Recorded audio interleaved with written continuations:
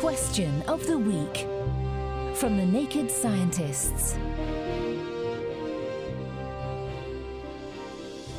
Hello, I'm Felicity Bedford. Welcome to Question of the Week. This week, we've been looking for the answer to Jess's question. What would happen if I plucked a guitar in space? To help answer this cosmic query, I recruited Professor Jim Woodhouse from Cambridge University's Engineering Department. To start with, how would a guitar here on Earth make a sound? You normally hear a guitar because the vibrating woodwork alters the air pressure, alternately compressing and rarefying it. Those pressure changes travel through the air as sound waves. Once they get inside your ear, they cause vibration in your inner ear, which gets turned into electrical nerve impulses which travel to your brain.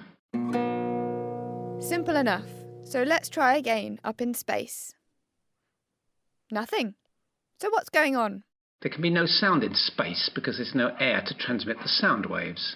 So if you pluck an acoustic guitar in space, the strings and the guitar body will vibrate roughly the same as they would on Earth, but no sound will be made.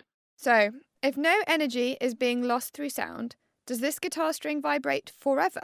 The string will vibrate for a little bit longer than usual, because energy is not being carried away in sound waves. But it won't be very different. Most of the energy goes into internal friction in the wood of the guitar body, and that will still be the same. That energy simply turns into heat in the wood. Okay, so if you find yourself floating in space, happily playing a guitar, will you ever know if your music is any good?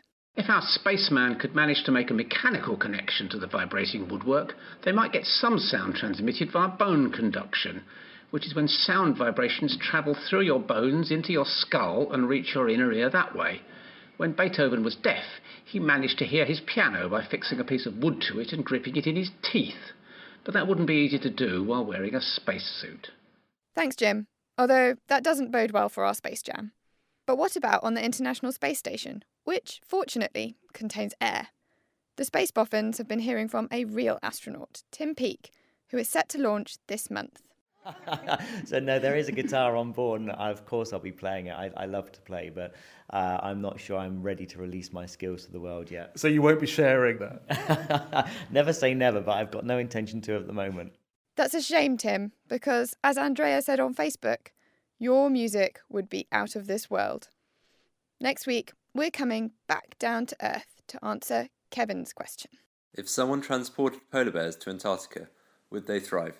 What do you think? Have your say by emailing chris@nakedscientists.com, finding us on Facebook, or tweeting @nakedscientists. You can also join in the debate on the forum, thenakedscientists.com/forum. Question of the Week is part of the Naked Scientists podcast and supported by the Wellcome Trust and UK Fast. Look us up online at nakedscientists.com.